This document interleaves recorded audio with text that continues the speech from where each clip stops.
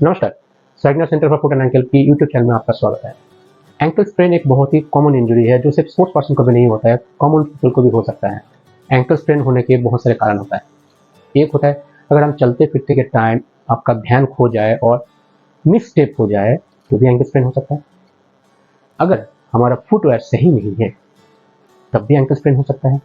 कुछ कुछ sports activity है जो एंकल स्प्रेन होने के लिए हाई रिस्क है, जहाँ पे बहुत ज़्यादा ट्विस्टिंग मूवमेंट होता है और जहाँ पे हाई हाइट से लैंडिंग होता है, जैसे कि बास्केटबॉल, बैडमिंटन, लॉन टेनिस। ऐसे खेलकूद में भी एंकल स्प्रेन हो सकता है, इनका संभावना सबसे ज़्यादा होता है। कुछ एक फुट डिफॉर्मिटी है, उस तरह के फुट डिफॉर्मिटी जिनका है उनको भी एंकल स्प्रेन होने का चांसेस बहुत ज़्यादा होता है।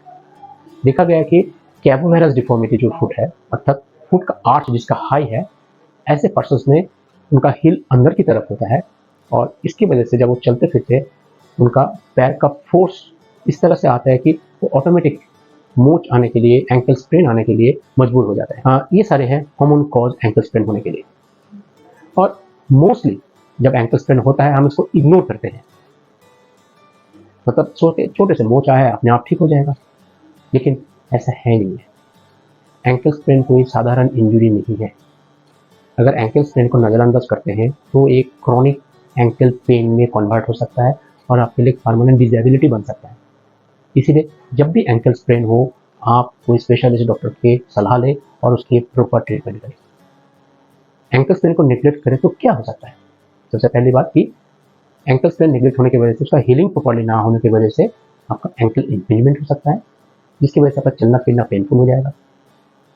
कभी कभी एंकल स्प्रेन के बाद जो सेकेंडरी इंजरीज होता है वो लंबा हो जाता है, जैसे कि ओसीडी बोल के, ऑस्टियोकोंड्राल डिफेक्ट बोल के इंजरी होता है, वो हो जाता है।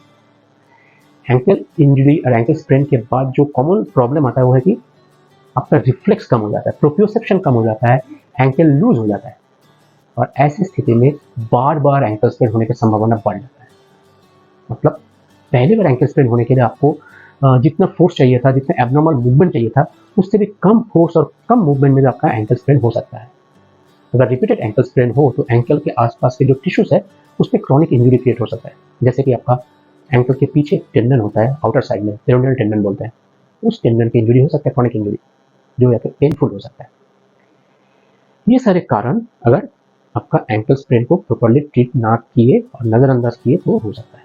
इसलिए अगर एंकल स्प्रेन हो इसको नज़रअंदाज नहीं करना, ज़रूर कोई स्पेशलिस्ट डॉक्टर को दिखाना, क्योंकि एंकल स्प्रेन के बाद आपका स्प्रेन कितना ग्रेड की है, हाई है, लो है, उसके हिसाब से आपका किस तरह का रिहा प्रोटोकॉल में जाना चाहिए, ये बहुत ज़रूरी है फॉर परमानेंट रिकवरी।